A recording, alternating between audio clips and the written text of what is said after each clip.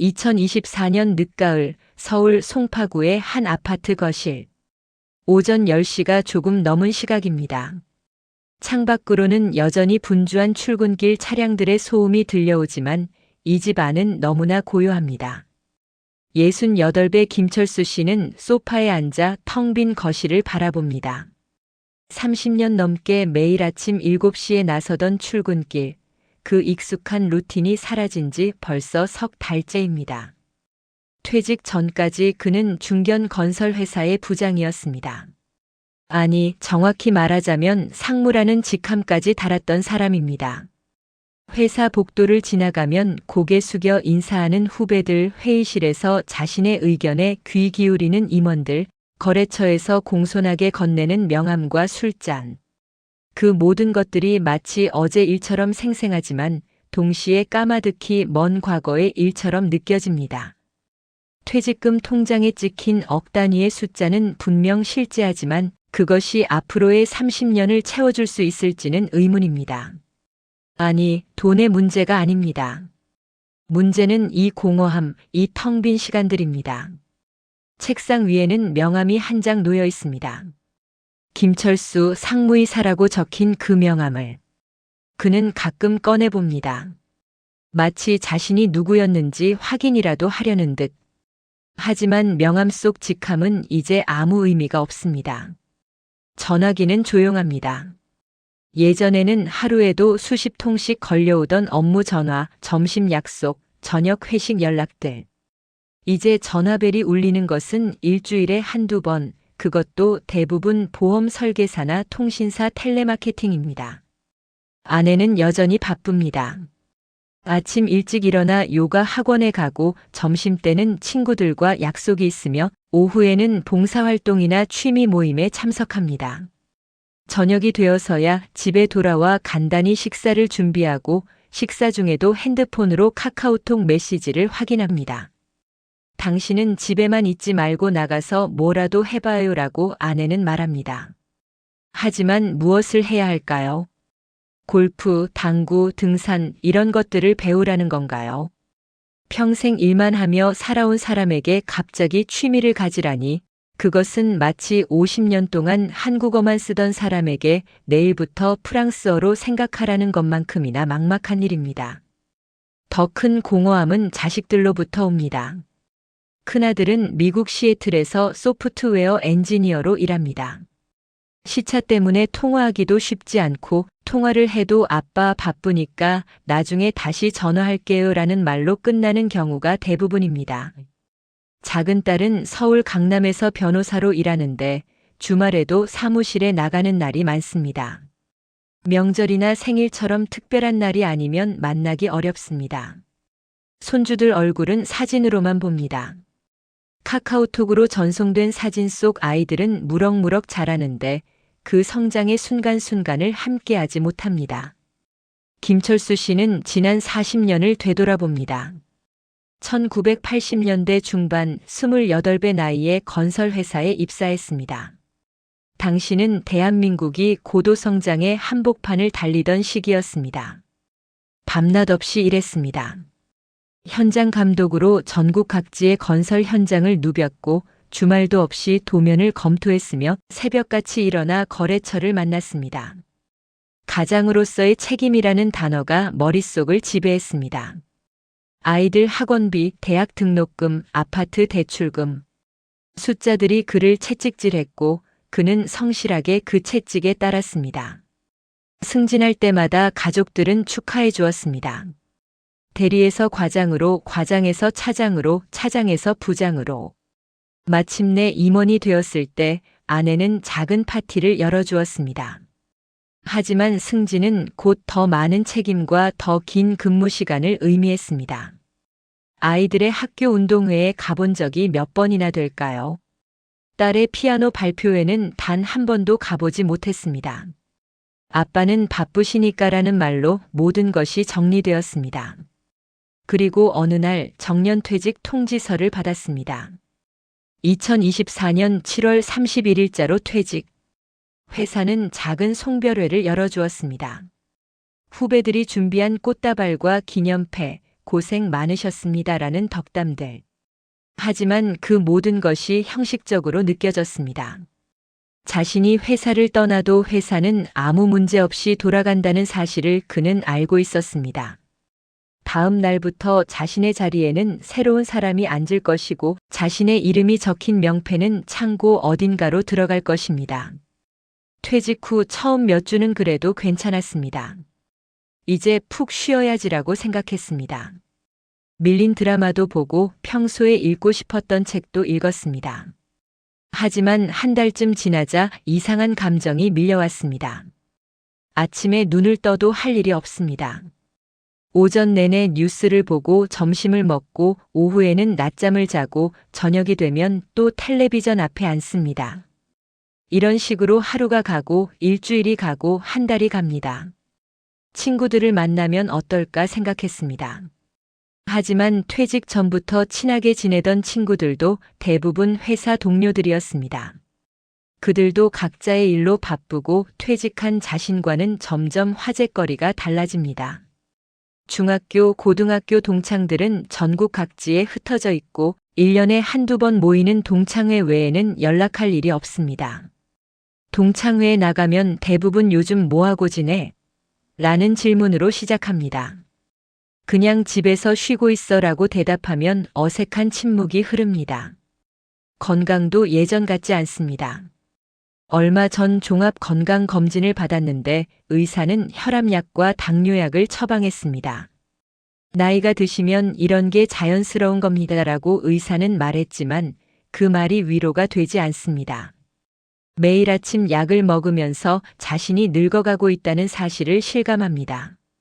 계단을 오를 때 숨이 차고 무거운 물건을 들 때 허리가 아프며 작은 글씨를 읽을 때 돋보기가 필요합니다. 거울 속에 자신을 봅니다. 언제부터인가 흰머리가 절반 이상을 차지하고 얼굴에는 깊은 주름이 패였으며 눈가에는 다크서클이 자리 잡았습니다. 이게 나인가 하는 생각이 듭니다. 마음속으로는 여전히 30살, 40살처럼 느껴지는데 거울 속 모습은 명백히 노인입니다. 이런 생각을 하다 보면 불현듯 두려움이 엄습합니다. 앞으로 20년, 30년을 이렇게 살아야 한다는 사실. 의학의 발전으로 평균 수명은 늘어났지만 그 늘어난 시간을 어떻게 채워야 할지 아무도 가르쳐 주지 않습니다.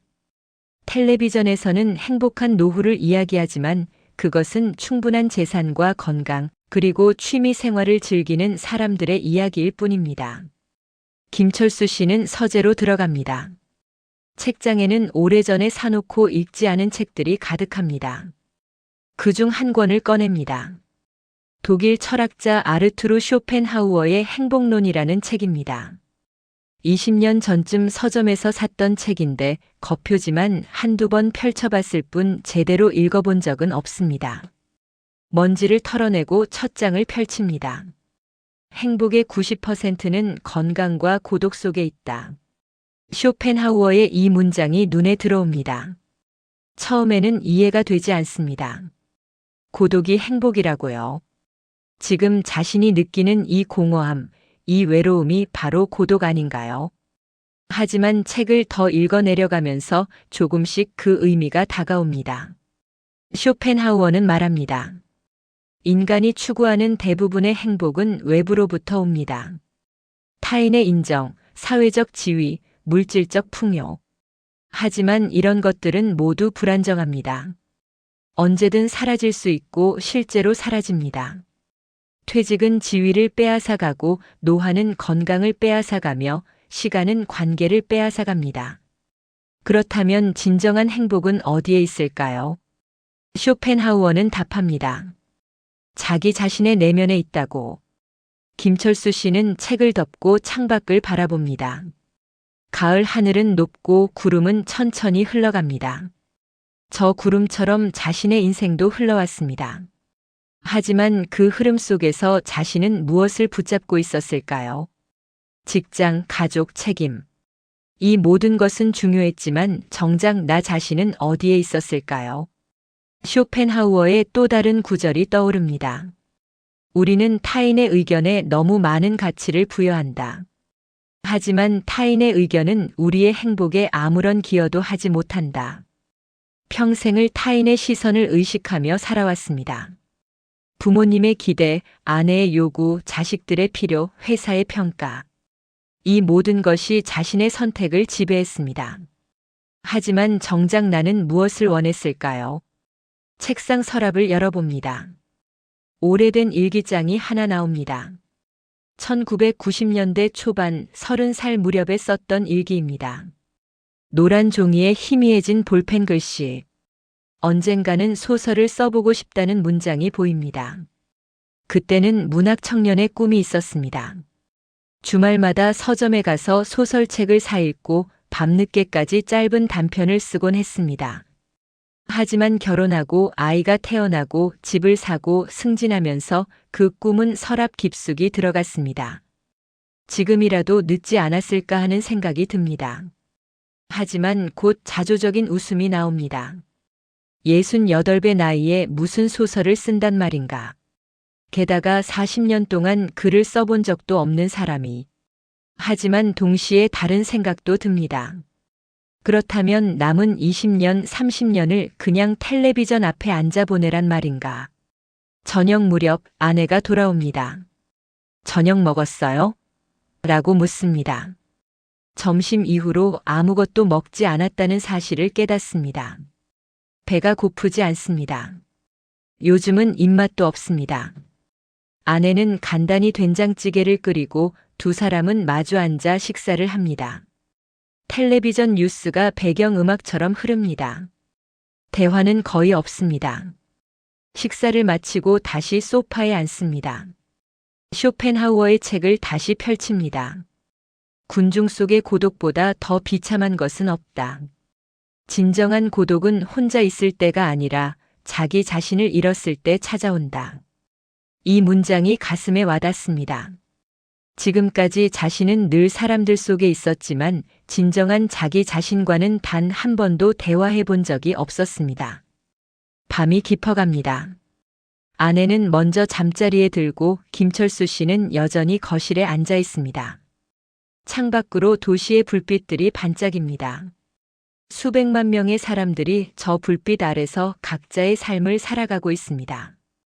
그들 중 몇 명이나 진정으로 행복할까요? 그리고 행복이란 대체 무엇일까요? 쇼펜하우어는 말합니다. 행복은 외부에서 주어지는 것이 아니라 내면에서 만들어지는 것이라고. 세상의 박수 소리, 타인의 칭찬, 사회적 성공. 이 모든 것은 신기루와 같다고. 진정한 평화는 자기 자신과의 화해에서 온다고. 김철수 씨는 처음으로 깨닫습니다. 지금까지 자신은 행복의 재료를 잘못된 곳에서 찾고 있었다는 것을. 외부의 인정이 아니라 내면의 충만함, 타인의 시선이 아니라 자기 자신과의 대화. 이것이 진정으로 필요한 것이었다는 걸. 하지만 이것은 시작에 불과합니다. 깨달음과 실천 사이에는 큰 간극이 있습니다. 어떻게 내면의 세계를 구축할 것인가? 어떻게 고독을 견딜 것이 아니라 즐길 수 있을 것인가? 이 질문들이 앞으로의 여정을 기다리고 있습니다. 시계는 밤 11시를 가리킵니다. 김철수 씨는 천천히 일어나 불을 끕니다. 어둠 속에서 그는 스스로에게 속삭입니다. 이제부터는 나를 위해 살아보자. 진짜 나를 찾아보자.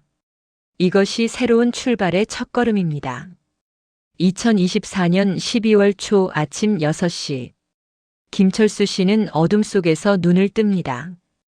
퇴직 전에는 알람 소리에 억지로 일어났지만 요즘은 알람 없이도 일찍 깨어납니다. 몸은 40년 동안의 습관을 기억하고 있습니다. 하지만 일어날 이유가 없습니다. 옆에서는 아내가 고요히 잠들어 있고 창밖은 아직 어둡습니다. 침대에 누워 천장을 바라봅니다. 지난 한 달 동안 쇼펜하우어의 책을 반복해서 읽었습니다. 처음에는 이해되지 않던 문장들이 조금씩 의미를 드러내기 시작했습니다. 특히 고독에 관한 부분. 고독을 견딜 수 있는 능력은 지적 탁월함의 척도다라는 구절이 자꾸 머릿속을 맴돕니다. 조용히 일어나 거실로 나옵니다. 커피를 내리고 소파에 앉습니다. 새벽의 고요함이 집안을 가득 채웁니다. 예전 같았으면 이 시간에 출근 준비로 분주했을 것입니다. 넥타이를 매고 구두를 신고 서류 가방을 챙기고. 하지만 지금은 그럴 필요가 없습니다. 이 고요함이 처음에는 공허하게 느껴졌는데 요즘은 조금 다릅니다. 커피 잔을 손에 쥐고 창밖을 바라봅니다. 동쪽 하늘이 서서히 밝아옵니다. 겨울 해가 더디게 떠오르는 새벽, 세상은 아직 잠들어 있습니다. 이 순간만큼은 온전히 자신만의 시간입니다. 누구의 요구도 누구의 기대도 없는 시간. 책상 서랍에서 공책 한 권을 꺼냅니다. 일주일 전에 문구점에서 산 새 공책입니다. 표지에는 아무것도 적혀 있지 않습니다. 첫 페이지를 펼치고 펜을 듭니다. 무엇을 쓸까 망설이다가 그냥 머릿속에 떠오르는 생각을 적기 시작합니다. 오늘은 2024년 12월 3일 화요일. 새벽 6시 30분. 나는 지금 혼자 앉아 있다. 집안은 조용하고 세상은 아직 잠들어 있다. 이상하게도 이 고요함이 불편하지 않다. 오히려 평화롭다. 글을 쓰면서 묘한 감정을 느낍니다. 40년 만에 처음으로 자신의 생각을 글로 표현하는 것 같습니다. 업무 보고서나 이메일이 아닌 진짜 자신의 내면을 담은 글. 서툴지만 솔직한 문장들이 공책을 채워갑니다. 쇼펜하우어는 의지와 표상으로서의 세계라는 책에서 이렇게 말했습니다. 인간의 고통은 끝없는 욕망에서 비롯된다고. 우리는 무언가를 원하고 그것을 얻으면 잠시 만족하지만 곧 새로운 욕망이 생긴다고. 이 순환은 끝이 없고 그래서 인간은 근본적으로 불행하다고. 하지만 고독 속에서 자기 자신을 관조할 때 우리는 이 욕망의 수레바퀴에서 잠시 내려올 수 있다고. 김철수 씨는 이 구절을 읽으면서 자신의 인생을 돌아봤습니다. 25세 입사할 때는 대리 승진을 원했습니다. 대리가 되자 과장을, 과장이 되자 차장을, 차장이 되자 부장을 원했습니다. 부장이 되고 나서는 임원을 꿈꿨습니다. 상무가 되고 나서는 전무를, 전무가 되고 나서는 부사장을 바랐을 것입니다. 끝이 없었습니다. 항상 다음 단계가 있었고 항상 더 높은 곳을 바라봤습니다. 그리고 어느 날 정년퇴직이라는 벽에 부딪혔습니다. 더 이상 올라갈 곳이 없었습니다. 아니, 사다리 자체가 사라져버렸습니다.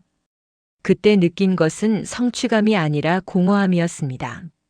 40년 동안 올라온 그 사다리가 대체 무엇을 위한 것이었는지 의문이 들었습니다. 오전 9시가 되자 아내가 일어납니다. 벌써 일어났어요? 잠은 잘 잤어요? 라고 묻습니다. 응, 잘 잤어 라고 대답합니다. 아내는 세수를 하고 간단히 아침을 먹은 뒤 오늘 친구들이랑 전시회 보러 간다며 외출 준비를 합니다. 10시쯤 되어 아내가 나가고 다시 집안은 고요해집니다. 혼자 남은 거실에서 김철수 씨는 문득 깨닫습니다. 이 고독이 나쁜 것만은 아니라는 것을. 쇼펜하우어가 말한 대로 고독은 결핍이 아니라 오히려 사치일 수 있다는 것을. 타인의 시선과 판단에서 자유로운 시간, 온전히 자기 자신과 마주할 수 있는 시간. 이것은 바쁘게 살아온 40년 동안 단 한 번도 가져보지 못한 것입니다. 그는 산책을 나가기로 합니다. 두꺼운 코트를 입고 운동화를 신습니다. 아파트 단지를 나와 근처 올림픽 공원으로 향합니다. 12월의 찬 공기가 얼굴을 스칩니다. 하지만 상쾌합니다. 공원에는 이른 아침부터 운동하는 사람들이 있습니다. 조깅하는 젊은이들, 빠르게 걷는 중년 부부들, 벤치에 앉아 신문을 보는 노인들. 김철수 씨는 천천히 걷습니다. 서두를 필요가 없습니다. 나뭇가지에는 잎이 다 떨어지고 앙상한 가지만 남았습니다. 하늘은 맑고 파랗습니다. 발밑에 낙엽이 바스락거립니다. 이 모든 것이 새롭게 보입니다. 평생을 이 근처에서 살았지만 이렇게 천천히 공원을 걸어본 것은 처음인 것 같습니다. 벤치에 앉습니다. 연못을 바라봅니다. 물 위로 오리들이 유유히 헤엄칩니다. 그들은 어디로 가는 걸까요? 아니, 그들은 가는 것이 아니라 그냥 떠 있는 것일 뿐입니다. 목적도 없고 계획도 없이 그저 물 위를 떠다닐 뿐입니다. 그런데도 그들은 평온해 보입니다. 쇼펜하우어의 또 다른 구절이 떠오릅니다. 평범한 사람은 시간을 어떻게 보낼까 고민하지만 지적인 사람은 시간을 어떻게 활용할까 고민한다. 지금까지 자신은 시간을 견디려고만 했습니다. 하루하루를 빨리 지나가게 하려고 했습니다. 하지만 이제는 달라져야 합니다. 시간을 활용해야 합니다. 의미 있게 채워야 합니다. 하지만 어떻게? 그것이 문제입니다. 취미를 가지라고들 하지만 억지로 만든 취미는 진정한 즐거움을 주지 못합니다. 골프를 배우려고 연습장에 가봤지만 공을 치는 것이 그렇게 재미있지 않았습니다. 등산 모임에도 나가봤지만 사람들과의 어색한 대화가 부담스러웠습니다. 점심때가 되어 집으로 돌아옵니다. 냉장고에서 재료를 꺼내 간단히 김치찌개를 끓입니다. 예전에는 요리를 한 번도 해본 적이 없었는데 요즘은 가끔 직접 식사를 준비합니다. 서툴지만 나름 재미있습니다. 재료를 썰고 끓이고 간을 맞추는 과정에 집중하다 보면 시간이 금방 갑니다. 식사를 마치고 설거지를 합니다. 그릇을 닦으면서 문득 생각합니다. 이 평범한 일상, 이 단조로운 루틴이 사실은 나쁘지 않다고. 화려하지는 않지만 평화롭습니다. 거창하지는 않지만 안정적입니다. 오후에는 서재에 앉아 책을 읽습니다. 쇼펜하우어의 여록과 보유라는 책입니다. 그중 고독에 관하여라는 장을 펼칩니다. 사회는 우리에게 안전을 주지만 동시에 불편함도 준다. 혼자 있을 때 우리는 더 불안하지만 더 자유롭다. 김철수 씨는 고개를 끄덕입니다. 맞는 말입니다. 회사에 다닐 때는 안정적이었습니다. 매달 월급이 들어왔고 사회적 지위가 있었으며 소속감이 있었습니다. 하지만 동시에 불편했습니다. 아침 7시에 일어나야 했고 원하지 않는 회의에 참석해야 했으며 마음에 들지 않는 사람들과도 어울려야 했습니다. 지금은 그 모든 것에서 자유롭습니다. 대신 불안합니다. 미래가 불확실하고 정체성이 흔들리며 외롭습니다. 하지만 쇼펜하우어는 말합니다. 이 불안과 외로움을 견딜 수 있는 사람만이 진정한 자유를 누릴 수 있다고. 대부분의 사람들은 고독을 견디지 못해 끊임없이 사회적 관계 속으로 도피한다고. 파티에 가고 모임에 나가고 사람들과 어울립니다. 하지만 그것은 진정한 행복이 아니라 공허함을 잊기 위한 마취제일 뿐이라고. 지적으로 뛰어난 사람일수록 더 많은 고독을 필요로 한다. 쇼펜하우어의 이 문장이 특히 인상적입니다. 고독은 무능력의 표시가 아니라 오히려 능력의 표시라는 것입니다. 스스로를 즐길 수 있는 사람, 자기 내면의 풍요로움으로 시간을 채울 수 있는 사람만이 진정으로 고독을 누릴 수 있습니다. 김철수 씨는 자신에게 묻습니다. 나는 그런 사람이 될 수 있을까? 40년 동안 타인에게 의존하며 살아온 사람이 이제 와서 혼자 서는 법을 배울 수 있을까? 쉽지 않을 것입니다. 하지만 시도해 볼 가치는 있습니다. 저녁 무렵 아내가 돌아옵니다. 전시회 어땠어요? 라고 묻습니다. 아내는 신이 나서 이야기합니다. 현대미술 전시회였는데 정말 흥미로웠다고, 친구들과 카페에서 차도 마시고 오랜만에 즐거운 시간을 보냈다고. 그 모습을 보면서 김철수 씨는 조금 부럽습니다. 아내는 퇴직 이후에도 여전히 활기차게 살고 있습니다. 자신만의 관계와 취미가 있습니다. 당신은 오늘 뭐 했어요? 라고 아내가 묻습니다. 공원 산책하고 점심 먹고 책 읽었어 라고 대답합니다. 아내는 잠시 침묵하더니 말합니다. 당신도 뭔가 하세요. 계속 집에만 있으면 안 돼요. 우울해져요. 아내의 말에는 걱정이 섞여 있습니다. 나는 괜찮아라고 대답하지만 정말 괜찮은지는 자신도 잘 모르겠습니다. 우울한 건 아닙니다. 적어도 전처럼 극심한 공허함은 느끼지 않습니다. 하지만 뭔가 부족한 것도 사실입니다. 쇼펜하우어의 철학은 이해가 되지만 그것을 실천하는 것은 별개의 문제입니다. 밤이 되어 다시 공책을 펼칩니다. 오늘의 생각을 정리해 봅니다. 고독은 결핍이 아니라 충만이다. 하지만 그 충만을 느끼기 위해서는 내면을 채워야 한다. 빈 방에 혼자 있는 것만으로는 충분하지 않다. 그 방을 의미 있는 것들로 채워야 한다. 그렇다면 무엇으로 채울 것인가? 책, 글쓰기, 사색. 이런 것들이 떠오릅니다. 쇼펜하우어는 독서를 강조했습니다. 책을 읽는다는 것은 다른 사람의 머리로 생각하는 것이다. 하지만 많이 읽되 깊이 생각해야 한다. 단순히 시간을 때우기 위해 읽는 것이 아니라 진정으로 사유하기 위해 읽어야 한다는 뜻입니다. 김철수 씨는 책장을 둘러봅니다. 수백 권의 책이 꽂혀 있습니다. 대부분 사놓고 제대로 읽지 않은 책들입니다. 경영서, 자기계발서, 소설, 에세이, 철학서. 이제 시간은 충분합니다. 천천히 한 권씩 제대로 읽어볼 수 있습니다. 다음 날 아침 김철수 씨는 일찍 일어나 다시 공원으로 향합니다. 어제와 같은 길, 어제와 같은 벤치. 하지만 오늘은 노트와 펜을 가져왔습니다. 벤치에 앉아 주변을 관찰합니다. 조깅하는 사람들, 산책하는 개들, 날아가는 새들. 이 모든 것이 시의 소재가 될 수 있습니다. 30년 만에 시를 쓰려고 합니다. 서툴고 어색하지만 중요한 것은 완성도가 아니라 과정입니다. 자신의 내면을 표현하는 것, 세상을 자기만의 언어로 담아내는 것. 이것이 쇼펜하우어가 말한 자기 자신을 즐기는 것의 한 방법일 것입니다. 노트에 몇 줄을 적어봅니다. 겨울 아침, 낙엽진 공원, 혼자 앉아있는 노인, 하지만 외롭지 않네. 유치한 문장입니다. 하지만 솔직한 문장입니다. 조금 더 다듬어 봅니다. 겨울 새벽 공원 벤치에 나 홀로 앉아있네.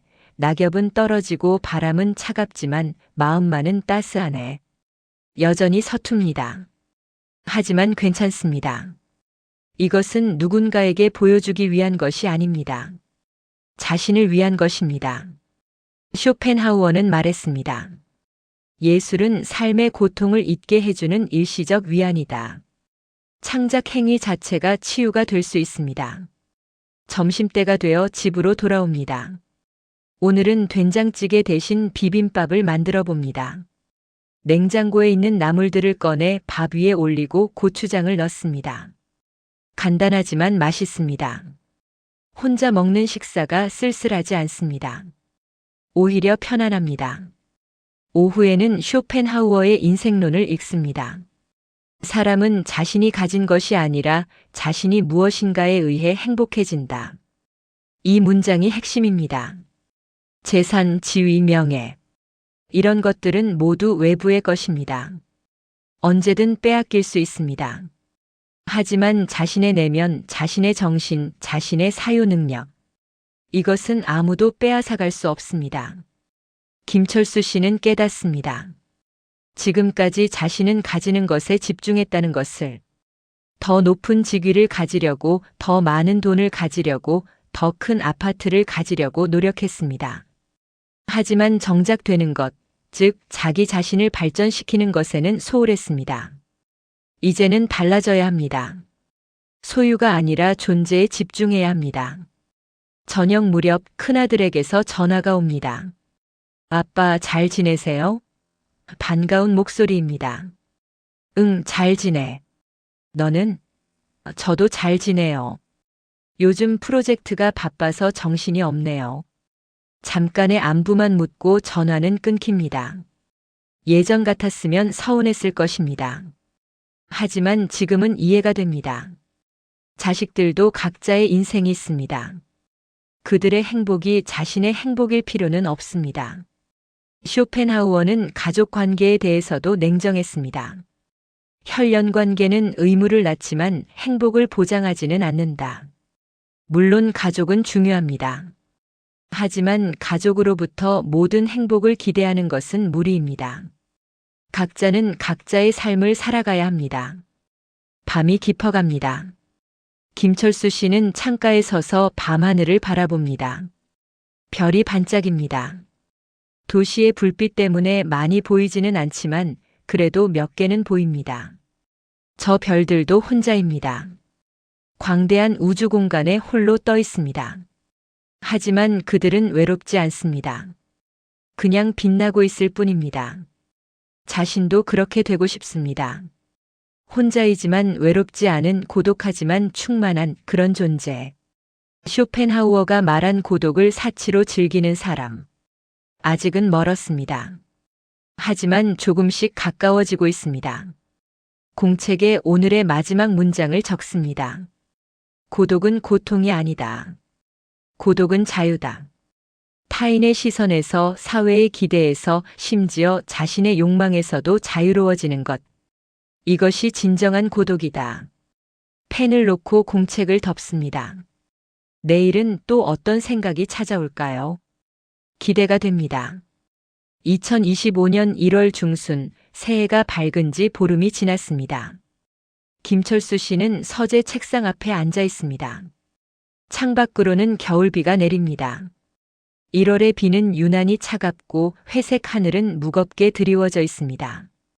이런 날씨는 마음을 가라앉게 만듭니다. 지난 한 달 동안 많은 것이 변했습니다. 매일 아침 공원을 산책하고 책을 읽고 짧은 글을 쓰는 일상이 자리 잡았습니다.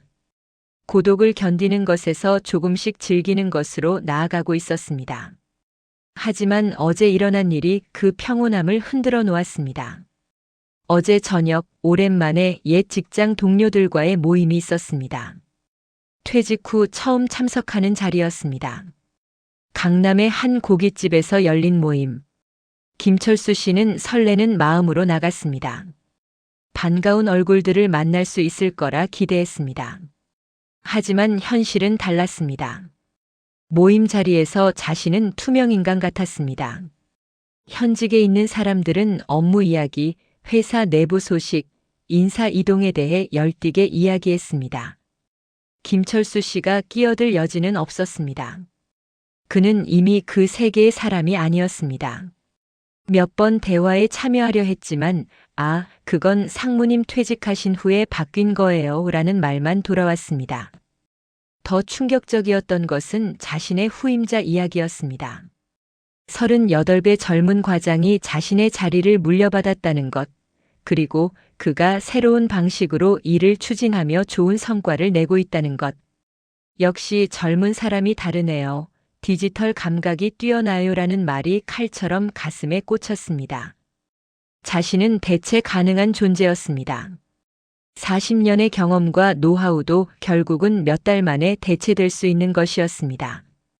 모임이 끝나고 집으로 돌아오는 택시 안에서 분노가 치밀어 올랐습니다. 자신을 무시하는 것 같은 후배들에 대한 분노, 자신을 쉽게 대체한 회사에 대한 분노, 그리고 무엇보다 이렇게 초라해진 자신에 대한 분노. 집에 도착해서도 잠을 이루지 못했습니다.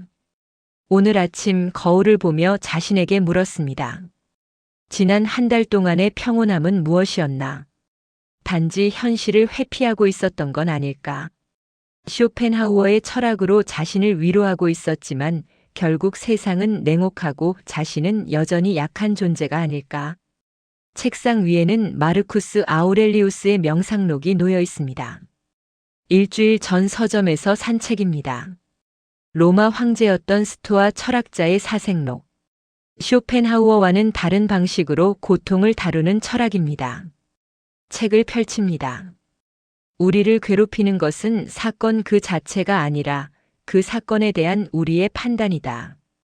첫 장에 나오는 이 문장이 눈에 들어옵니다. 어제 모임에서 일어난 일들, 후배들의 말, 자신의 대체 가능성.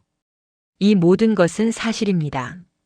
하지만 그것이 자신을 비참하게 만드는 이유는 무엇일까요?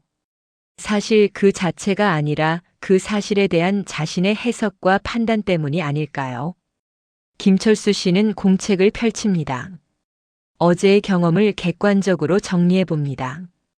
2025년 1월 14일 옛 직장 동료 모임에 참석했다. 현직에 있는 사람들은 업무 이야기를 했고 나는 그 대화에 끼지 못했다.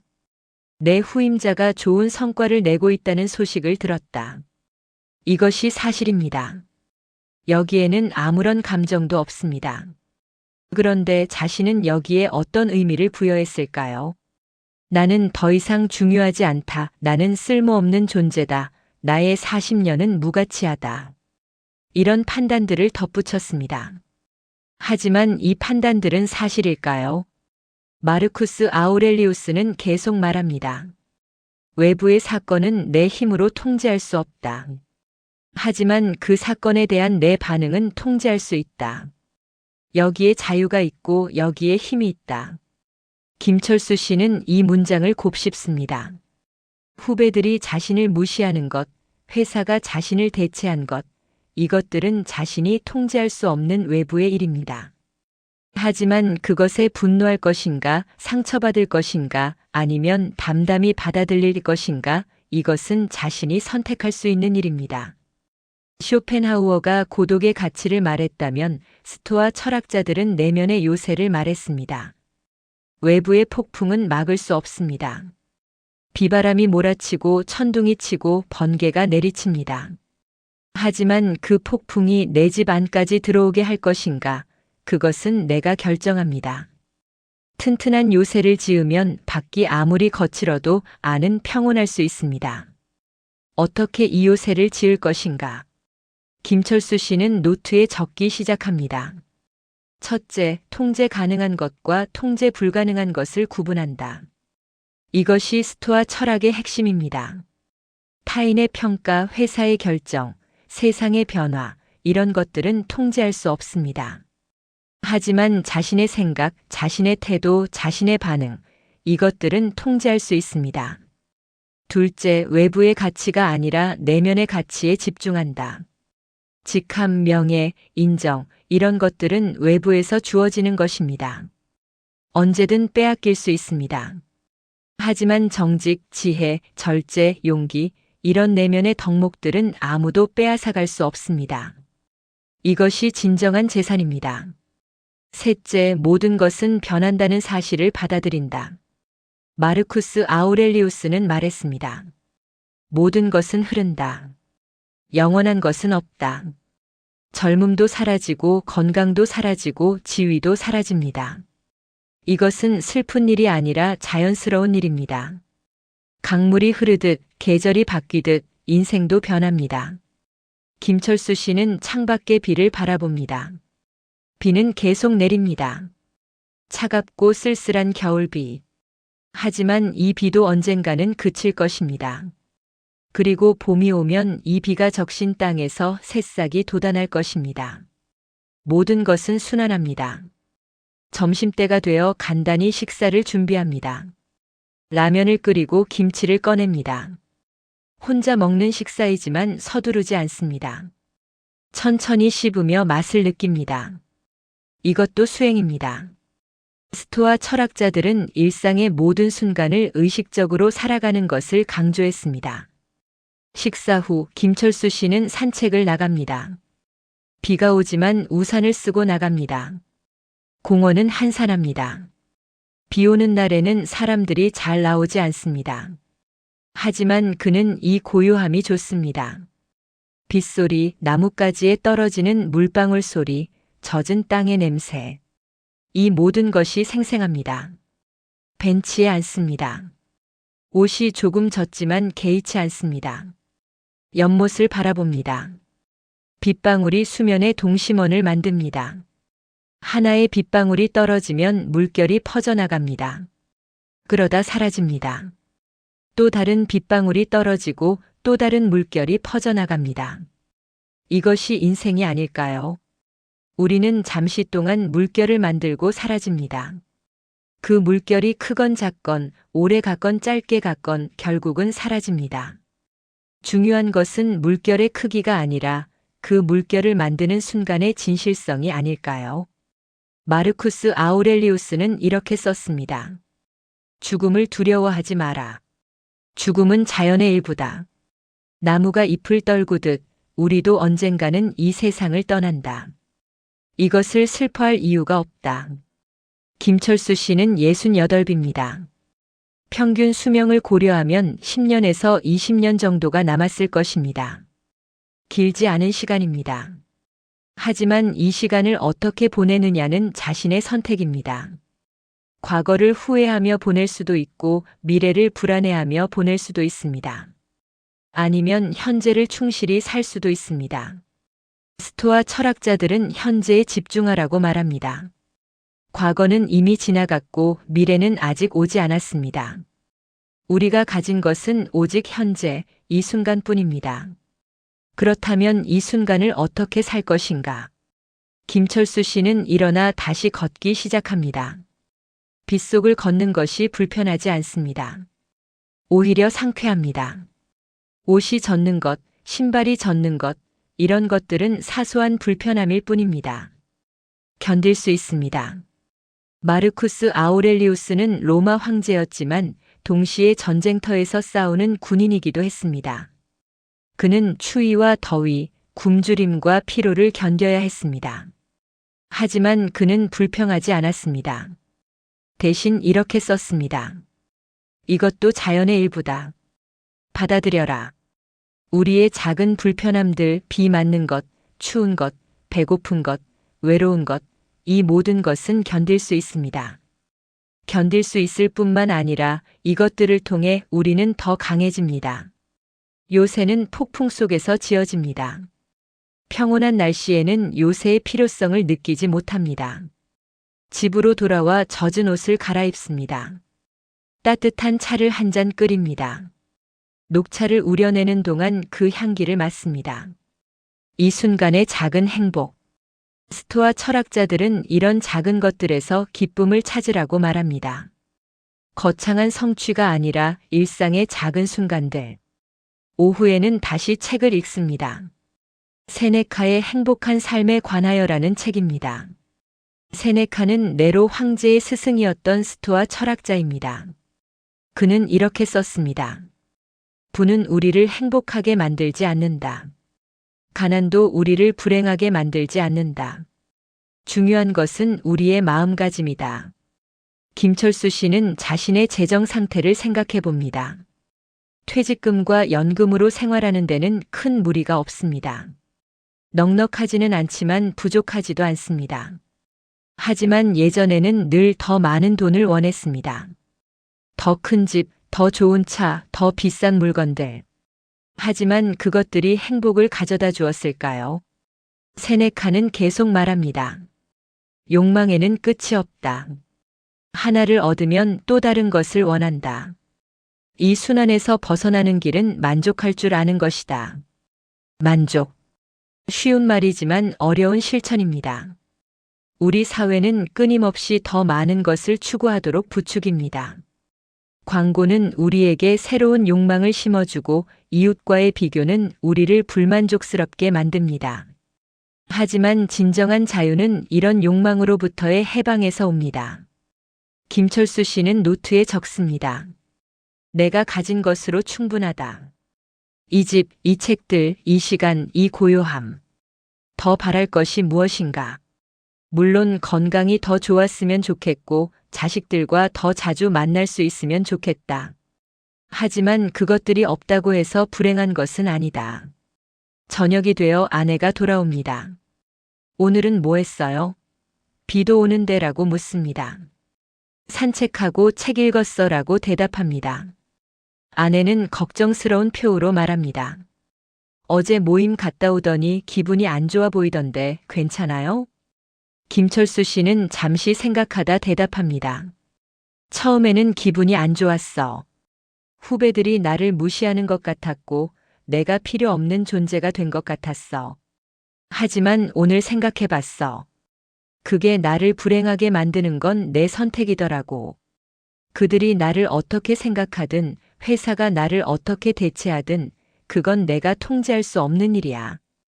중요한 건 내가 나를 어떻게 생각하느냐지. 아내는 조금 놀란 표정입니다. 당신이 그런 말을 하다니. 예전 같으면 며칠 동안 우울해했을 텐데. 김철수 씨는 미소 짓습니다. 나도 배우고 있어. 천천히지만. 저녁 식사 후 두 사람은 거실에 앉아 차를 마십니다. 창밖으로는 여전히 비가 내립니다. 하지만 집안은 따뜻하고 평온합니다. 이것이 요새입니다. 밖의 폭풍과 상관없이 안은 평화로울 수 있습니다. 김철수 씨는 아내에게 말합니다. 당신은 어떻게 지내? 퇴직 후에도 이렇게 활기차게 사는 비결이 뭐야? 아내는 잠시 생각하더니 대답합니다. 글쎄, 나는 원래 사람 만나는 걸 좋아했으니까. 그리고 새로운 것 배우는 것도 좋아하고, 요가도 배우고, 그림도 그리고, 봉사활동도 하고, 바쁘게 사니까 외롭지 않더라고. 김철수 씨는 고개를 끄덕입니다. 사람마다 방식이 다릅니다. 아내는 외향적이고 자신은 내향적입니다. 아내는 관계 속에서 에너지를 얻고 자신은 고독 속에서 에너지를 얻습니다. 어느 것이 더 낫다고 할 수 없습니다. 중요한 것은 자신에게 맞는 방식을 찾는 것입니다. 나는 요즘 책을 많이 읽어. 철학책들. 쇼펜하우어, 마르쿠스 아우렐리우스, 세네카. 이 사람들이 2000년 전, 100년 전에 고민했던 것들이 지금도 똑같더라고. 어떻게 살 것인가, 어떻게 행복할 것인가. 아내는 관심 있는 표정으로 묻습니다. 그래서 답은 찾았어요? 김철수 씨는 웃으며 대답합니다. 아직은 모르겠어.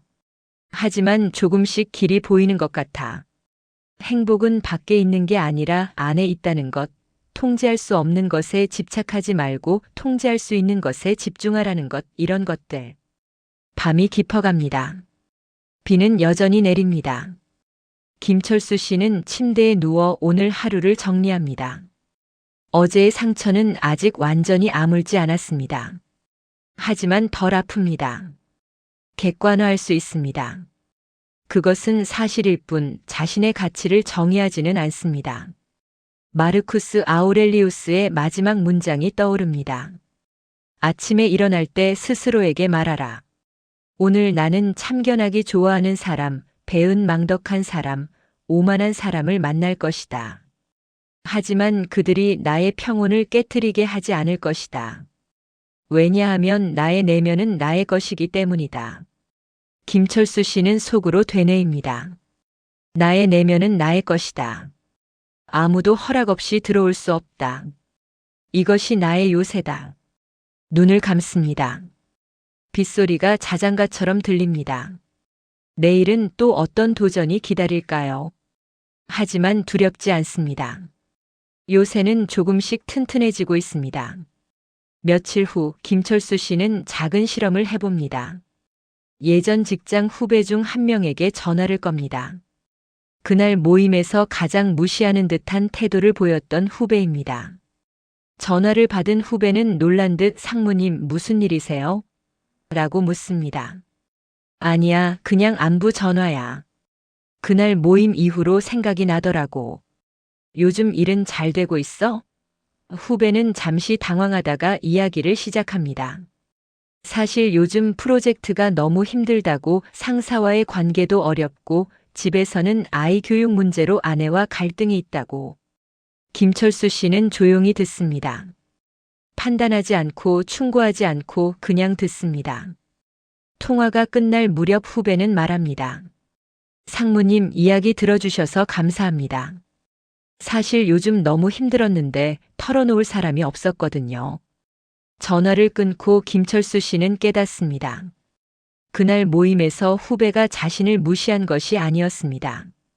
그저 자기 일에 바빠서 여유가 없었을 뿐입니다. 자신이 그것을 무시로 해석한 것은 자신의 선택이었습니다. 외부의 사건, 내면의 해석. 이 둘을 구분할 수 있을 때 요새는 더 견고해집니다. 요새 짓기는 하루아침에 이루어지지 않습니다. 매일 조금씩 벽돌 하나씩 쌓아가는 작업입니다. 때로는 무너지기도 합니다. 강한 바람이 불면 흔들리기도 합니다. 하지만 다시 쌓으면 됩니다. 포기하지 않는 한 요새는 점점 튼튼해집니다. 김철수 씨는 이제 알고 있습니다. 진정한 힘은 외부로부터 오지 않습니다. 지위도 돈도 타인의 인정도 진정한 힘이 아닙니다. 진정한 힘은 내면에 있습니다. 흔들리지 않는 중심, 평온한 마음, 자기 자신에 대한 확신. 이것이 아무도 빼앗아갈 수 없는 요새입니다. 2025년 3월 말 봄이 찾아왔습니다. 김철수 씨는 아침 7시에 공원 벤치에 앉아 있습니다. 벚꽃이 만개했습니다. 하얀 꽃잎들이 나뭇가지마다 가득하고 아침 바람에 꽃잎 몇 개가 떨어져 공중을 춤추듯 날아갑니다. 이 장면을 보며 김철수 씨는 미소 짓습니다. 예전 같았으면 그냥 지나쳤을 풍경입니다. 하지만 지금은 다릅니다. 지난 석 달 동안 많은 변화가 있었습니다. 매일 새벽 글을 쓰고 책을 읽고 산책을 하는 루틴이 완전히 자리 잡았습니다. 공책은 벌써 3권째입니다. 처음에는 서툴고 어색했던 문장들이 이제는 조금씩 자연스러워졌습니다. 시를 쓰기도 하고 짧은 에세이를 쓰기도 합니다. 누군가에게 보여주기 위한 것이 아니라 순전히 자신을 위한 글쓰기입니다. 더 중요한 변화는 마음가짐입니다. 예전에는 하루하루가 견디는 시간이었다면 이제는 음미하는 시간입니다.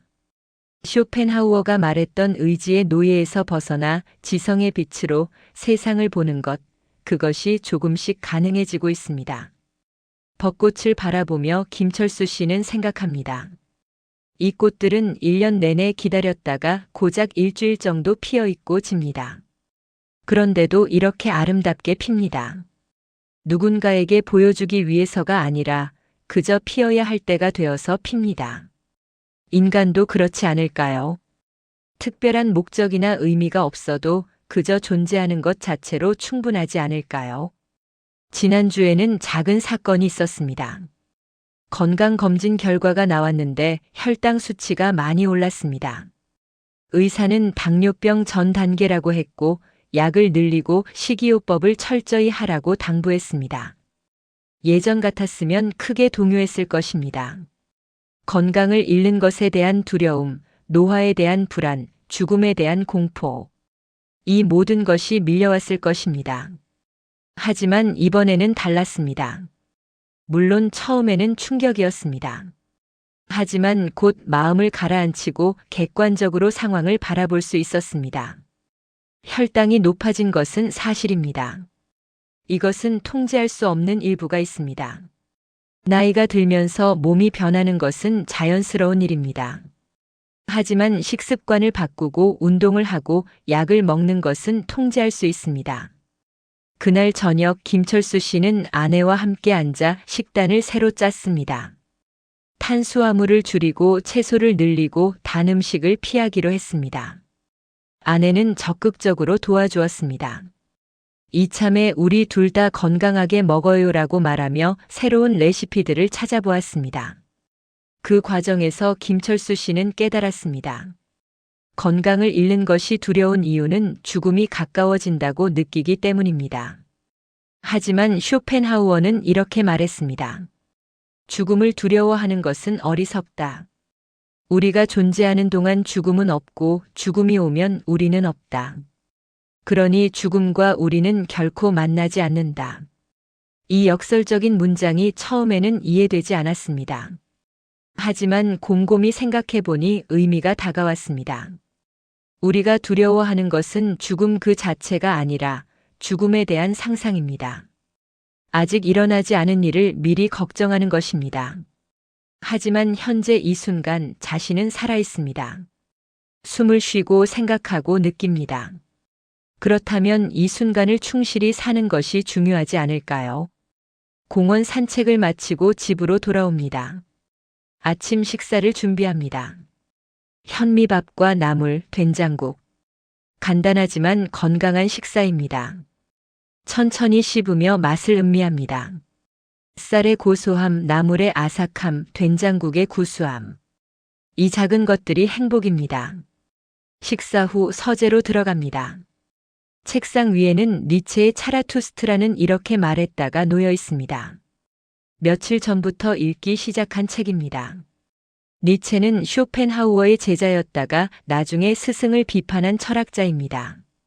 쇼펜하우어가 삶을 고통으로 보았다면 니체는 삶을 긍정하라고 말합니다.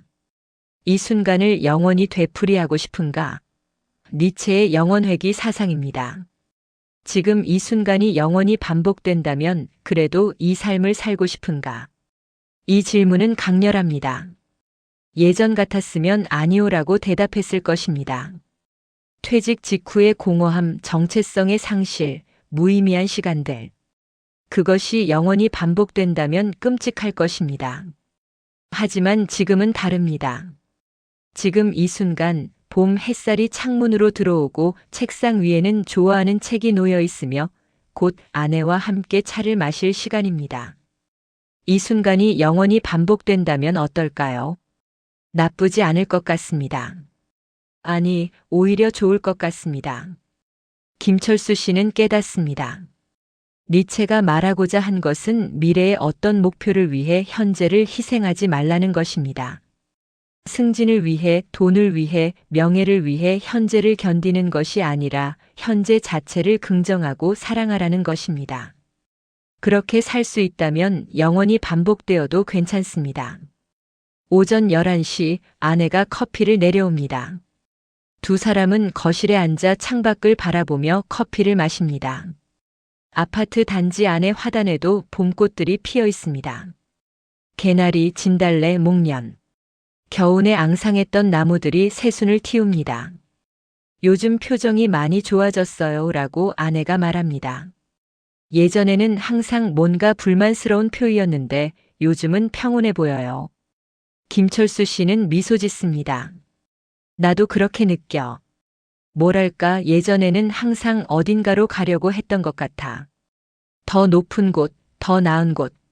하지만 지금은 여기가 괜찮다는 걸 알겠어. 아내는 고개를 끄덕입니다. 나이가 들면서 배우는 거죠. 젊을 때는 몰랐던 것들을. 저도 요즘 느껴요. 조급하게 살 필요가 없다는 걸. 그냥 하루하루를 소중히 여기면 된다는 걸. 두 사람은 잠시 말없이 커피를 마십니다. 이 침묵이 불편하지 않습니다. 오히려 편안합니다. 결혼한 지 40년이 넘었지만 이렇게 평화로운 시간을 함께 보낸 것은 많지 않았습니다. 늘 바쁘게 살았고 함께 있어도 각자의 일에 몰두했습니다. 하지만 지금은 다릅니다. 온전히 함께 있습니다. 오후에는 혼자 서점에 갑니다. 요즘 일주일에 한 번씩 서점에 가는 것이 즐거움입니다.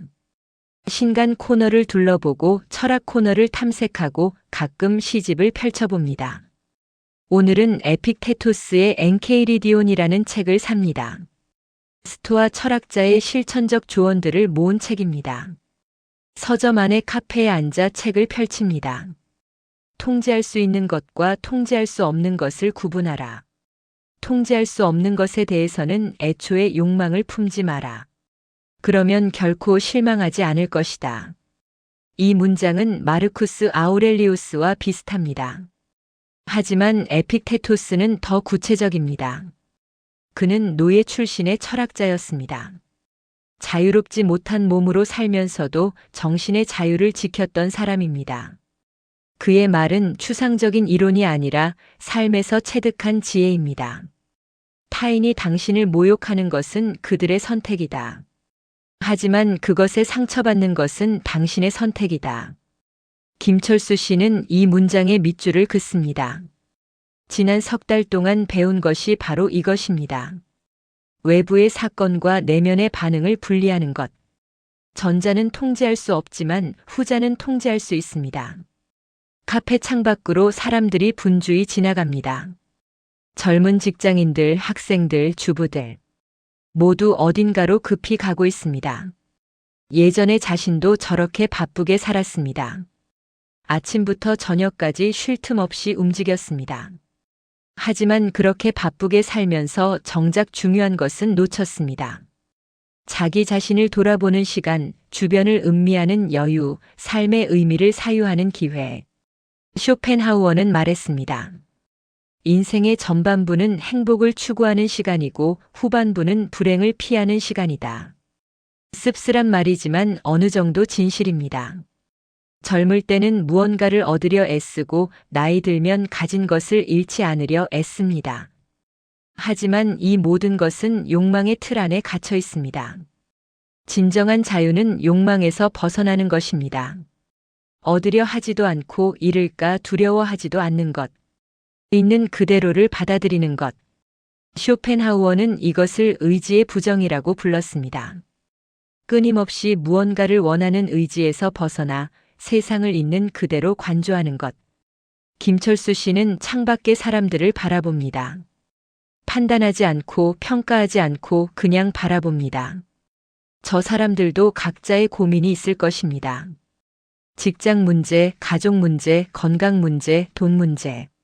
하지만 이 순간만큼은 그들도 봄 햇살 아래 걷고 있습니다. 그것만으로도 아름답습니다. 집으로 돌아오는 길 공원을 다시 지나갑니다. 벚꽃이 바람에 흩날립니다. 꽃잎들이 눈처럼 날리고 땅에 떨어진 꽃잎들이 하얀 융단을 만듭니다. 사람들은 사진을 찍고 아이들은 떨어지는 꽃잎을 잡으려 손을 뻗습니다. 김철수 씨는 벤치에 잠시 앉습니다. 이 장면을 기억에 담아두고 싶습니다. 사진으로 찍는 것이 아니라 마음으로 담아두고 싶습니다. 니체는 말했습니다. 춤추는 별을 낳기 위해서는 스스로 혼돈을 간직해야 한다. 삶은 혼돈입니다. 예측할 수 없고 통제할 수 없습니다. 하지만 그 혼돈 속에서 아름다움이 탄생합니다. 저녁 무렵 집에서 차를 끓입니다. 녹차를 천천히 우려냅니다. 찻잔에 따라진 차는 은은한 연두색입니다. 향기가 은은하게 퍼집니다. 한 모금 마십니다. 쌉싸래하면서도 달콤한 맛. 이 순간이 완벽합니다. 창밖으로는 어둠이 내립니다. 하늘이 주황색에서 보라색으로, 보라색에서 남색으로 변해갑니다. 저녁 노을이 아름답습니다. 매일 지는 해이지만 매일 다릅니다. 오늘의 노을은 오늘만의 것입니다. 다시는 똑같은 노을을 볼 수 없습니다. 김철수 씨는 쇼펜하우어의 마지막 가르침을 떠올립니다. 예술적 관조의 순간 우리는 의지의 노예에서 벗어나 순수한 인식의 주체가 된다. 그 순간 우리는 자유롭고 고통으로부터 해방된다. 이 순간이 바로 그런 순간입니다. 차를 마시며 노을을 바라보며 아무 생각도 하지 않습니다. 과거를 후회하지도 미래를 계획하지도 않습니다. 그저 이 순간에 온전히 존재합니다. 이것이 관조입니다. 이것이 평온입니다. 아내가 저녁 준비를 합니다. 생선을 굽고 채소를 볶고 국을 끓입니다. 주방에서 나는 소리들, 지글거리는 소리, 물 끓는 소리, 도마 두드리는 소리. 이 소리들이 음악처럼 들립니다.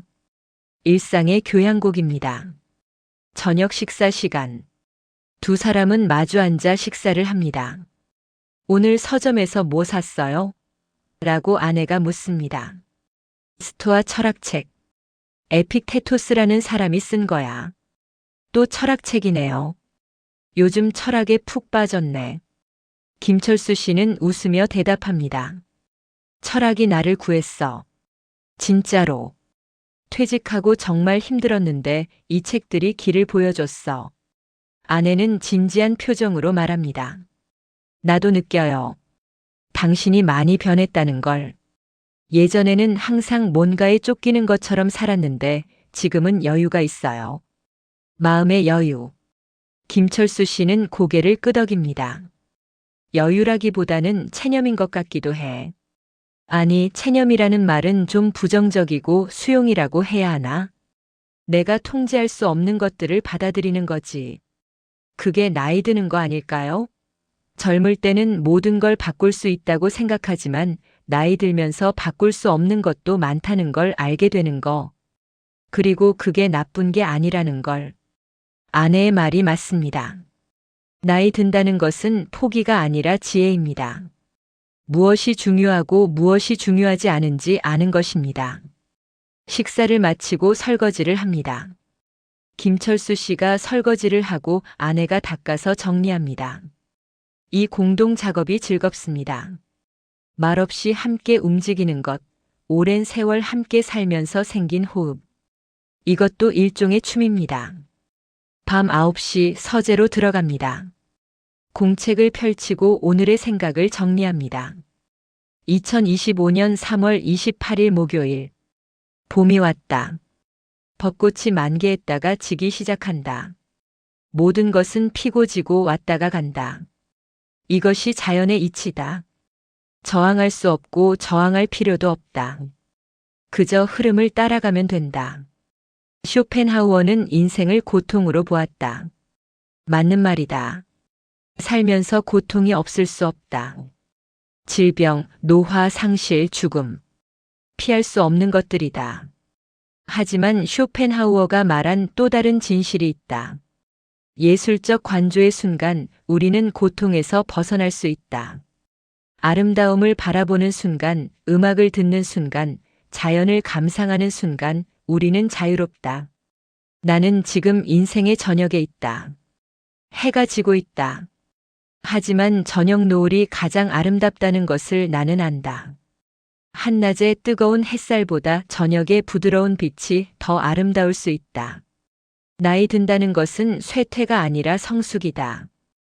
욕망에서 벗어나 관조할 수 있는 능력을 얻는 것이다. 공책을 덮고 창밖을 바라봅니다. 밤하늘에 별이 반짝입니다. 도시의 불빛 때문에 많이 보이지는 않지만 그래도 몇 개는 보입니다. 저 별들은 수백만 년 전의 빛입니다.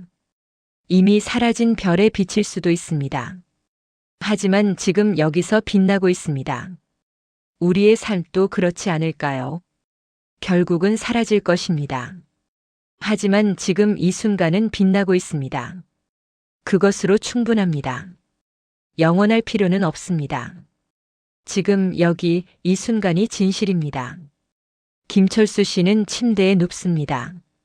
몸이 편안합니다. 마음도 편안합니다. 내일은 무슨 일이 일어날까요? 좋은 일일 수도 나쁜 일일 수도 있습니다.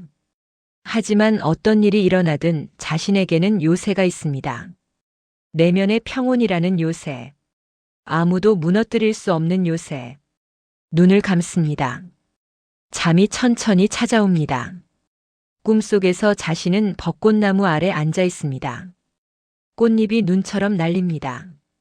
하지만 춥지 않습니다. 따뜻합니다. 평화롭습니다. 이것이 진정한 행복입니다. 거창하지 않은 조용한 깊은 행복.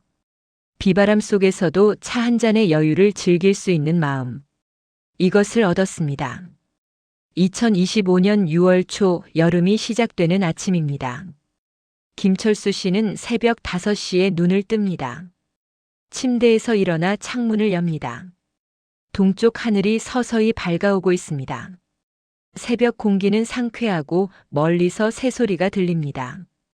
이 고요한 순간이 하루 중 가장 좋습니다. 거실로 나와 차를 끓입니다. 물이 끓는 소리, 찻잎이 물에 풀리는 모습, 피어오르는 향기. 이 모든 것이 의식입니다. 서두르지 않고 조급해하지 않고 그저 과정을 음미합니다. 차 한 잔을 들고 발코니로 나갑니다. 도시가 깨어나기 전의 고요함. 이 시간만큼은 세상이 온전히 자신의 것입니다. 퇴직한 지 1년이 되었습니다. 지난 1년은 긴 여정이었습니다. 공허함에서 시작해서 고독을 배우고 내면의 요새를 짓고 관조의 평온을 발견했습니다. 이제는 또 다른 단계에 와 있습니다. 완성의 단계. 아니, 완성이라는 말은 적절하지 않습니다. 삶은 완성되는 것이 아니라 계속 흐르는 것이니까요. 차라리 성숙의 단계라고 해야 할 것입니다. 김철수 씨는 공책을 꺼냅니다. 벌써 7번째 공책입니다. 1년 동안 매일 쓴 글들이 이 공책들을 채웠습니다. 처음 공책을 펼쳐봅니다. 2024년 12월 퇴직 석 달 후의 글입니다. 오늘은 너무 공허하다. 무엇을 해야 할지 모르겠다. 시간이 너무 느리게 간다. 서툰 문장, 절망적인 어조. 하지만 이것도 자신의 일부였습니다. 최근 공책을 펼칩니다. 어제 쓴 글입니다. 아침 산책에서 참새 한 마리가 길 위를 깡충깡충 뛰어다니는 것을 보았다. 작은 생명이 얼마나 열심히 사는지. 아무도 보지 않아도, 아무도 칭찬하지 않아도 그저 살아간다. 나도 그렇게 살면 된다. 문장이 훨씬 안정되었습니다. 관점도 달라졌습니다. 서재 책장을 바라봅니다. 지난 1년 동안 읽은 책들이 꽂혀 있습니다. 쇼펜하우어, 마르쿠스 아우렐리우스, 세네카, 에픽테토스, 니체, 그리고 도교의 노자와 장자, 불교의 경전들. 동서양의 지혜가 이 책장에 모여 있습니다. 이 책들은 단순한 지식이 아니라 삶의 동반자가 되었습니다. 특히 노자의 도덕경이 최근 들어 깊이 와닿습니다. 최고의 선은 물과 같다. 물은 만물을 이롭게 하면서도 다투지 않는다. 모든 사람이 싫어하는 낮은 곳에 머문다. 그러므로 도에 가깝다. 이 구절을 읽으면서 김철수 씨는 깨달았습니다. 진정한 힘은 강함이 아니라 부드러움에 있다는 것을, 고집이 아니라 유연함에 있다는 것을, 평생을 단단하게 살려고 했습니다. 강해지려고, 이기려고, 올라가려고 애썼습니다. 하지만 진정한 힘은 물처럼 낮은 곳으로 흐르는 것이었습니다. 욕심을 내려놓고 자아를 비우고 자연의 흐름을 따르는 것이었습니다. 오전 6시 공원으로 산책을 나갑니다. 여름 햇살이 따스합니다. 나무들은 푸르고 꽃들은 만발했습니다. 산책로를 걷는데 앞에서 누군가 손을 흔듭니다. 최근 몇 달 동안 자주 마주치는 동년배 남자입니다. 이름은 박영수 씨, 1년 전에 퇴직한 전직 교사입니다. 김 선생님, 오늘도 일찍 나오셨네요. 박 씨가 반갑게 인사합니다. 두 사람은 함께 걷기 시작합니다.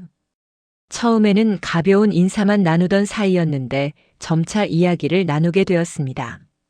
서로의 퇴직 후 경험, 고민, 깨달음을 공유하게 되었습니다. 요즘 어떻게 지내세요? 라고 김철수 씨가 묻습니다. 박 씨는 한숨을 쉬며 말합니다. 글쎄요, 아직도 적응이 안 돼요. 30년 넘게 아침마다 학교에 가던 사람이 갑자기 할 일이 없으니. 아내는 자꾸 뭐라도 하라고 하는데 뭘 해야 할지 모르겠어요. 김철수 씨는 1년 전 자신의 모습을 봅니다. 같은 고민, 같은 방황. 저도 그랬어요. 퇴직하고 반년 정도는 정말 힘들었죠. 하지만 지금은 괜찮아요. 오히려 이 시간들이 소중하다고 느껴져요. 어떻게 그렇게 되셨어요? 비결이 뭔가요? 박 씨가 진지하게 묻습니다. 김철수 씨는 잠시 생각하다 대답합니다. 글쎄요, 비결이라기보다는 관점을 바꾼 것 같아요. 처음에는 잃어버린 것들만 보였어요. 직장, 지위, 정체성. 하지만 얻은 것도 있더라고요. 시간, 자유, 고요함. 그리고 무엇보다 나 자신과 마주할 기회. 박 씨는 고개를 끄덕이며 듣습니다. 책도 많이 읽으신다면서요? 네, 주로 철학책을 읽어요. 쇼펜하우어, 스토아 철학자들, 노자. 이 사람들이 어떻게 살았는지, 어떻게 고통을 다뤘는지 배우고 있어요. 저도 그런 책들을 읽어야 할까요? 박 씨가 묻습니다. 김철수 씨는 웃으며 대답합니다. 꼭 그래야 하는 건 아니에요. 사람마다 방법이 다르니까요. 중요한 건 자기 자신을 찾는 거예요. 평생을 남을 위해, 조직을 위해 살았잖아요. 이제는 나를 위해 살아야죠. 두 사람은 벤치에 앉습니다. 연못을 바라봅니다. 오리들이 한가롭게 헤엄칩니다. 박 씨가 말합니다. 사실 저는 죽음이 두려워요. 나이가 들수록 더 두렵더라고요. 언제 올지 모르잖아요. 이것은 많은 노인들의 공통된 두려움입니다. 김철수 씨는 천천히 말합니다. 저도 두려워요. 거짓말하면 안 되죠. 하지만 쇼펜하우어가 한 말이 있어요. 죽음을 두려워하는 것은 아직 일어나지 않은 일을 미리 겪는 것이라고. 지금 이 순간 우리는 살아있어요. 숨 쉬고 걷고 이야기하고 있죠. 그럼 됐어요. 죽음이 오면 그때 맞이하면 되는 거예요. 그렇게 담담할 수 있나요? 박 씨가 묻습니다. 담담하진 않아요. 하지만 받아들이려고 노력해요. 죽음은 자연의 일부니까요. 나무가 겨울에 잎을 떨구듯 우리도 언젠가는 이 세상을 떠나요. 그게 슬픈 일은 아니에요. 자연스러운 일이죠. 박 씨는 잠시 침묵하다가 말합니다. 김 선생님 많이 변하셨네요. 예전에 처음 봤을 때는 우울해 보이셨는데 지금은 평화로워 보여요. 김철수 씨는 미소 짓습니다. 변했다기보다는 찾은 것 같아요. 잃어버렸던 나 자신을. 두 사람은 일어나 다시 걷기 시작합니다. 헤어질 때 박 씨가 말합니다. 오늘 이야기 감사했어요. 많은 도움이 됐어요. 천만에요. 우리 같은 처지끼리 서로 도우며 살아야죠. 두 사람은 악수하고 헤어집니다. 집으로 돌아오는 길 김철수 씨는 생각합니다. 자신의 경험이 누군가에게 도움이 될 수 있다는 것이 신기하고 기쁩니다. 예전에는 자신이 누군가를 도울 수 있는 사람이라고 생각하지 못했습니다. 퇴직한 노인, 쓸모없는 존재라고 여겼습니다. 하지만 그것은 잘못된 생각이었습니다. 나이가 든다는 것은 가치를 잃는 것이 아니라 다른 종류의 가치를 갖는 것입니다. 젊을 때는 생산성, 효율성, 성과가 가치였습니다. 하지만 나이 들면 지혜, 경험, 통찰이 가치가 됩니다. 이것은 돈으로 살 수 없고 하루아침에 얻을 수 없는 것입니다. 집에 도착해 아침 식사를 준비합니다. 현미밥, 나물, 된장국. 건강한 식단을 유지한 지 석 달이 되었습니다. 지난주 건강검진에서 혈당 수치가 많이 좋아졌다는 결과를 받았습니다. 의사는 이렇게 꾸준히 관리하시면 약을 줄일 수 있을 것 같다고 말했습니다. 작은 성취지만 기쁩니다. 식사 후 딸에게서 전화가 옵니다. 아빠, 다음 주 일요일에 시간 있으세요? 저희 집에 놀러 오세요. 아이들이 할아버지 보고 싶대요. 반가운 소식입니다. 그래, 갈게. 뭐 좀 사갈까? 아니에요. 그냥 오세요. 아빠 얼굴 보는 게 제일 좋은 선물이에요. 전화를 끊고 김철수 씨는 미소 짓습니다. 손주들을 볼 생각에 벌써 설렙니다. 예전에는 자식들이 연락하지 않는다고 서운해했는데 이제는 이해합니다. 그들도 바쁘게 살고 있고 자신도 그렇게 살았습니다. 중요한 것은 연락의 빈도가 아니라 함께하는 시간의 질입니다. 오전 내내 글을 씁니다. 요즘은 단순한 일기를 넘어서 짧은 에세이를 쓰고 있습니다. 주제는 노년의 지혜입니다. 지난 1년 동안 배운 것들, 깨달은 것들을 정리하고 있습니다. 처음에는 자신만을 위한 기록이었는데 이제는 생각이 조금 달라졌습니다. 혹시 이것이 다른 사람들에게도 도움이 될 수 있지 않을까? 나이가 든다는 것은 쇠퇴가 아니다. 그것은 변화다. 육체는 약해지지만 정신은 강해질 수 있다. 욕망은 줄어들지만 평온은 늘어날 수 있다. 소유는 감소하지만 존재는 풍요로워질 수 있다. 중요한 것은 관점이다. 잃어버린 것을 세느냐, 얻은 것을 세느냐. 글을 쓰다가 쇼펜하우어의 구절이 떠오릅니다. 인간은 오직 혼자 있을 때만 진정으로 자유롭다. 1년 전 이 문장을 처음 읽었을 때는 이해가 되지 않았습니다. 혼자 있는 것이 외롭고 고통스러웠으니까요. 하지만 지금은 이해합니다. 진정한 자유는 타인의 시선, 사회의 기대, 심지어 자신의 욕망으로부터도 벗어나는 것입니다. 요새 1년 동안 자신이 지어온 것이 바로 이것입니다. 내면의 요새. 외부의 폭풍우가 아무리 거세도 안은 평온할 수 있는 공간. 이 요새는 벽돌이나 시멘트로 지어진 것이 아닙니다. 지혜, 수용, 평온 이런 것들로 지어졌습니다. 하지만 김철수 씨는 깨닫습니다. 요새는 감옥이 되어서는 안 됩니다. 세상과 단절하고 혼자 갇혀 있는 것이 아닙니다. 오히려 요새가 있기 때문에 세상으로 나갈 수 있습니다. 중심이 확고하기 때문에 흔들리지 않고 타인과 관계할 수 있습니다. 점심 후 아내와 함께 미술관에 갑니다. 요즘 두 사람은 한 달에 한두 번씩 함께 문화활동을 합니다. 미술관, 연극, 음악회. 젊을 때는 시간이 없어서 못했던 것들입니다. 오늘은 한국화 전시회입니다. 전시실을 천천히 둘러봅니다. 산수화, 화조화, 문인화. 먹의 농담으로 표현된 세계가 고요하고 깊습니다. 한 점의 그림 앞에서 오래 멈춰 섭니다. 제목은 고산 뉴스입니다. 높은 산과 흐르는 물. 그림 속에는 작은 정자가 하나 있고 그 안에 노인이 앉아 있습니다. 이 노인은 무엇을 하고 있을까요? 아마도 그냥 앉아서 자연을 바라보고 있을 것입니다. 쇼펜하우어가 말한 관조, 노자가 말한 무의자연. 아무것도 하지 않지만 모든 것을 하고 있는 것입니다. 존재하는 것 자체가 완전한 것입니다.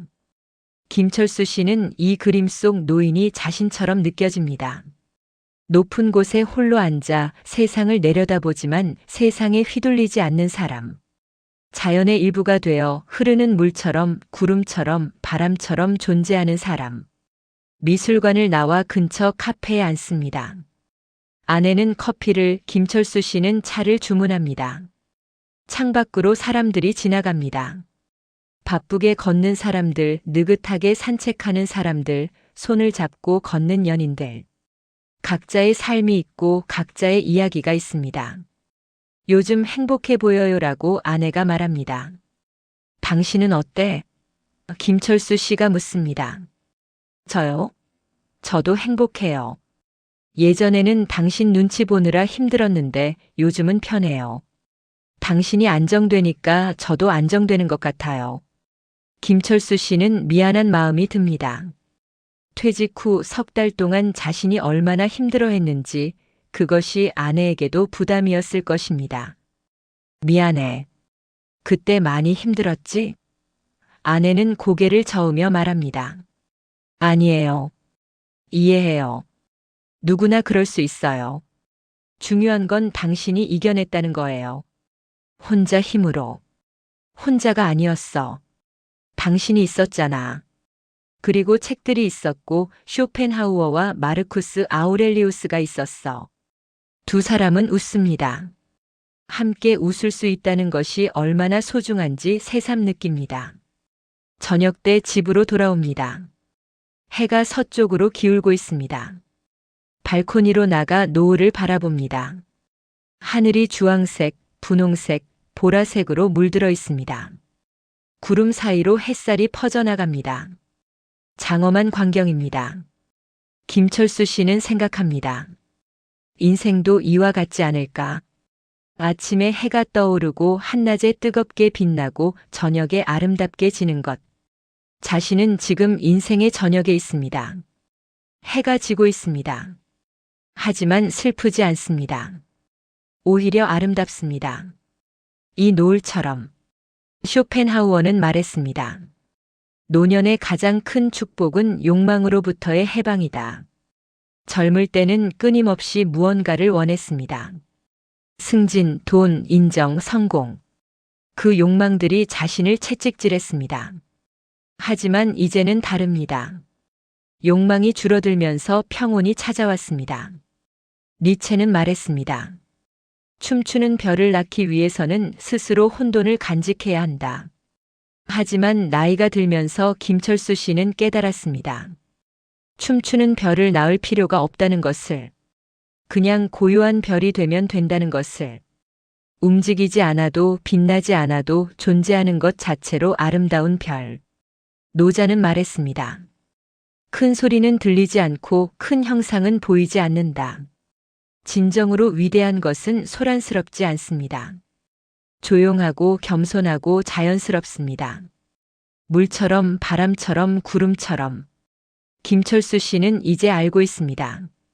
자신은 더 이상 무언가를 증명할 필요가 없습니다. 타인에게도 사회에게도 심지어 자신에게도 그저 존재하면 됩니다. 나라는 섬에서 평온하게 고요하게. 섬. 이것이 자신이 도달한 곳입니다. 망망대해에 떠있는 작은 섬. 외롭지만 고독하지 않은 혼자지만 자유로운 곳. 파도가 치고 바람이 불고 폭풍우가 몰아쳐도 섬은 그 자리에 있습니다. 흔들리지 않습니다. 왜냐하면 섬의 뿌리는 깊은 바다 밑에 닿아 있으니까요. 자신의 뿌리는 무엇일까요? 40년의 경험, 1년의 사색, 수많은 책들에서 얻은 지혜, 그리고 무엇보다 자기 자신에 대한 이해. 이것들이 뿌리입니다. 아무도 흔들 수 없는 뿌리.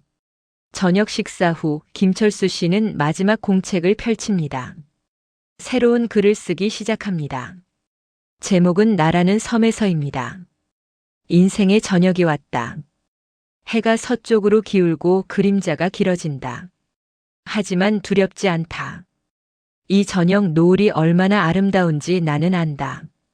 한낮의 뜨거운 햇살보다 이 부드러운 빛이 더 따뜻하다. 1년 전 나는 망망대해에 표류하고 있었다. 퇴직이라는 폭풍우가 나를 휩쓸고 갔고 나는 정체성을 잃고 방황했다. 어디로 가야 할지 몰랐다. 무엇을 해야 할지 몰랐다. 나는 누구인지 몰랐다. 하지만 쇼펜하우어가 말했다. 고독은 결핍이 아니라 사치라고. 혼자 있을 수 있는 능력이 진정한 힘이라고. 나는 배웠다. 고독을 견디는 것이 아니라 즐기는 법을. 타인의 시선에서 자유로워지는 법을. 마르쿠스 아우렐리우스가 말했다. 외부의 사건을 통제할 수는 없지만 그에 대한 반응은 통제할 수 있다고. 나는 요새를 지었다. 내면의 요새를. 비바람이 불어도 천둥이 쳐도 요새 안은 평온하다. 니체가 말했다. 이 순간을 영원히 되풀이하고 싶은가? 나는 이제 그렇다고 대답할 수 있다. 지금 이 순간 차를 마시며 노을을 보며 고요히 앉아있는 이 순간. 이것이 영원히 반복되어도 좋다. 노자가 말했다. 최고의 선은 물과 같다고. 나는 이제 흐를 줄 안다. 저항하지 않고 고집 부리지 않고 자연의 흐름을 따른다. 낮은 곳으로 흐르는 것이 부끄럽지 않다. 그것이 물의 지혜다. 나는 이제 섬이 되었다. 망망대해의 작은 섬. 혼자이지만 외롭지 않다. 왜냐하면 나 자신과 함께 있기 때문이다. 진정한 나 가면을 벗은 나 있는 그대로의 나. 이 섬에서 나는 노을을 본다. 매일 지는 해를 본다. 그리고 안다. 해는 지지만 다시 뜬다는 것을. 죽음은 끝이 아니라 순환의 일부라는 것을. 두려워할 필요가 없다는 것을. 인생의 저녁은 아름답다. 욕망이 줄어들고 평온이 찾아온다. 증명할 필요가 없고 경쟁할 필요가 없다. 그저 존재하면 된다. 이 순간을, 이 평화를, 이 고요함을 음미하면 된다. 쇼펜하우어가 마지막으로 말했다. 인간은 오직 혼자 있을 때만 진정으로 자유롭다고. 나는 이제 자유롭다. 타인의 평가로부터, 사회의 기대로부터, 나 자신의 욕망으로부터.